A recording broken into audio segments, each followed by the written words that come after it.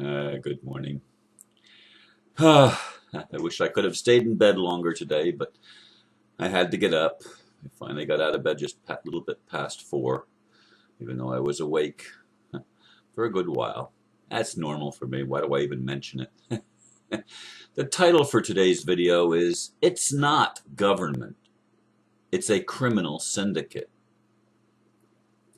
There is a documentary out called Unfair: Exposing the IRS. It tells the true story of how the IRS, under the tacit approval of the president, has assaulted our personal freedoms and the very principles of our nation. The founding fathers wrote that when any form of government becomes destructive to the ability of the people to secure life, liberty, and property, it is the duty of the people to alter or abolish it. Let me speak emphatically that it's more than just unfair. It is totally unlawful, unconstitutional, and immoral. It's not just the IRS. It's the entire banking system operating throughout the world. The ambassador rightly calls it financial tyranny. If you don't care, you're either an ignorant, enslaved zombie, or you're not paying attention. The war on ignorance and financial tyranny, that's the subject that will continue to dominate most of my videos, because that's where the rubber meets the road. That's the issue that we have to face. Government is actually mind control. And syndicates, criminal syndicates, are actually conspiracies of very wealthy people who believe they have the right to not lead the world, but to dominate the world, to control the world, to control the people. Again, mind control. Government is mind control. Manly Hall, someone sent me this and I just left it up on the screen because I wanted to read it. Thank you, Sonia, for sending it to me. Manly Hall made this quotation. He said, when mob governs, man is ruled by ignorance. When the church governs, he is ruled by superstition. And when the state governs, he is ruled by fear. Before men can live together in harmony and understanding, ignorance must be transmuted into wisdom, superstition into illuminated faith, and fear into love. There are many good points that he made there. Yes, the mob is governing. And it is what we think of as the government. And it's not an Eastern or Western phenomenon. It is a worldwide phenomenon. We have governments. We have powerful people, usually operating from financial interests and ego interests of wanting to control others and be the boss. And this is not a north, south, east, west phenomenon. It is a human phenomenon. It is a global phenomenon. We're not going to change the world or win the battle of financial tyranny as long as wealth is determined not by creativity and labor, that is human value, placing the value in us as human beings. That's the only legitimate measure of wealth. How much are we willing to work for a better world? How much are we willing to use our creativity to make the world better? It's never going to happen as long as people that are running a syndicate are running a mob that want to be the boss. As long as that mentality, that psychopathic, insane mentality that cannot be sustained. I mean, look at the state of finances in the world. Do you honestly believe the numbers that have become so conflated that it's absolutely ridiculous? What do they mean? They mean nothing. Or they could mean that it's unlimited, that the potential is unlimited, because wealth is determined by what we're willing to create. by how much we're willing to work for something that's good and something that's sustainable. And again, it's not going to happen as long as you have people that think that money is something to be loaned. I don't even know that we need money, but we need some way of sharing our lives and wealth with each other. We do need some way of doing that. And I don't care what they call it. Money is just a word, but it's something that has been abused, because in our modern financial tyranny world, which is just as much true in China and Russia and the BRICS nations as it is in the European Union and the United States and the British Commonwealth nations, just as much true. Wealth is seen as debt, or in other words, it's something that is loaned out to people, and often at interest, which is a violation of natural law. Most religions forbid interest. But when man, the mob, the conspirators start making rules, they change natural law. They actually violate natural law, which is why I said it's more than just unfair. It's literally unlawful in the eyes of natural law, unconstitutional in the eyes of our forefathers, at least the ones that understood that humans are created equal and endowed by their creator with unalienable rights, rights that cannot be taken away, based on principles of law that are common sense. Common sense. But the world is not run by people with common sense. It's run by people that want to be the boss, that want to tell us what to do. That's a system of human slavery. That's a system of financial tyranny. And I'm hoping that others besides the ambassador get it. Get it. That you can't, it's about sharing. It's about giving and receiving. If I have and you need, I give of what I have so that your need is met. That's not communism, folks. That's compassion. That's loving. That's wisdom. Because I can't be any stronger than you. A chain, that there's a cliche, a chain is only as strong as its weakest link. We are all links in the chain of human society. And as long as any one of us is enslaved, we live in a prison planet. There can be no enslavement against someone's will. There can be no enslavement.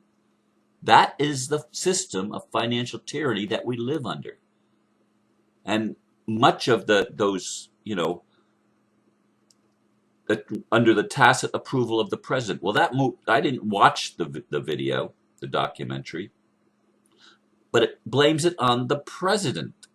So it's probably an anti-Obama thing of a GOP,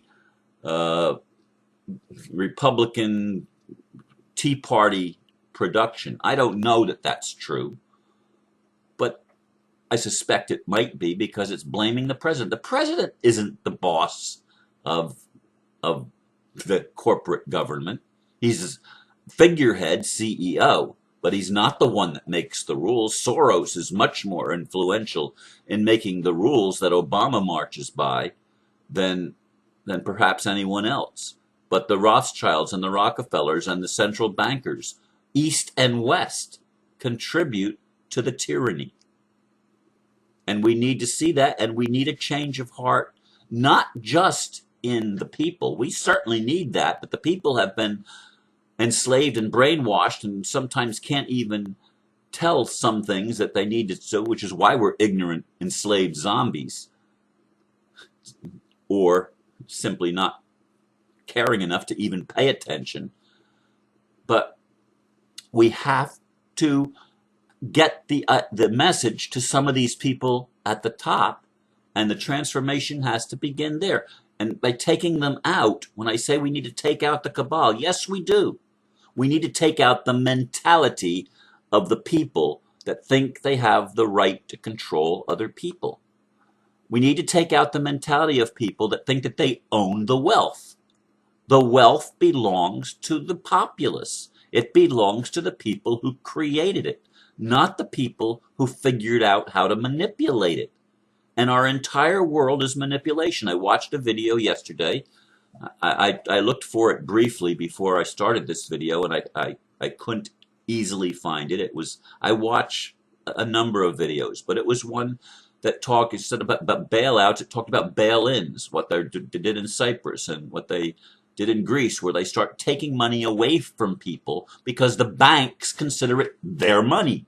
It's not their money. Banking is the financial tyranny. That's why I said it's not the IRS, it's the entire banking system worldwide. The entire system. Even gold is not going to stabilize things, but it's a step in, perhaps in a better direction. But it's not the answer. The answer, again, is the value has to be in the people. And it can't be based on money as debt. Not any kind of debt, which means loans are illegal, unlawful, unnatural. We don't loan, neither a borrower nor a lender be. Let's learn to be givers and receivers and give freely, because we've received freely. Those who have much, of them much is required. Why? Because they're able to give it. They're able to provide it. I mean, I choose to live very low level, on very little income. I choose that. I don't travel. I hardly ever leave my county. And when I do, it's not very far outside of the county. I very rarely, I've only left Florida a few times in 2005 and once in 2011, and that's in the last 15 years. I've left 4 times. I've left the state of Florida 4 times in 10 years. I don't travel much. I live simply. Why? Because I have what I need. I have the roof over my head. I have food to eat. I have a car that gives me reliable transportation. I have the things I need to sustain my life. But what my vision is for a life of plenty. And I don't mean that in terms of money. I mean that in terms of the ability to do more than what I'm doing now. I'd love to be able to travel and meet my friends all over the world. But I'm living on a planet that is a prison planet run by insane people. Run by people that wear the cloak of responsibility and claim to be intelligent and maybe have doctor after their name or other titles of nobility. These people, by the original Constitution of the United States, are not even allowed to hold public office. Why? Because their mentality is that somebody can confer rights on them that are not conferred on the average person. In other words, a special class, a ruling class, an elite class. This is the problem with human society, that we have allowed it, and we need to wake up. We need to wake up. Now, again, I started talking about bailouts. Well, they're going to do bail-ins, which means they're going to start stealing the money. They've already changed the rules to allow themselves to steal money from your bank account and mine. And they're going to take it out of our pensions. They're going to take it out of our so-called security blankets, because this is the kind of mentality of people that run the world, and it's our court system, which simply means the people that are the mob, the people that are the syndicate, make up their own rules as they go along, as they see it necessary to hold on to their illusion of power and control, to hang on to their ability to have more than everybody else, and create a system of total inequality, which is a slavery system. Are you awake yet? Are you getting it yet? I'm trying to the best of my ability to share with you what I know and what I feel and what I see and what I think. I don't have all the answers. I will never have all the answers. But humanity has the answers if we will but learn to listen to one another and actually hear, especially what those are saying that are trying to wake you up, that are trying to get you to see truth, because only truth is going to set us free. We need to get beyond the idea of government as we've known it, and we need to find leaders, not rulers. We need to find people who are willing to do right by the most simple of human beings, the most ignorant of human beings, and not take advantage because they can.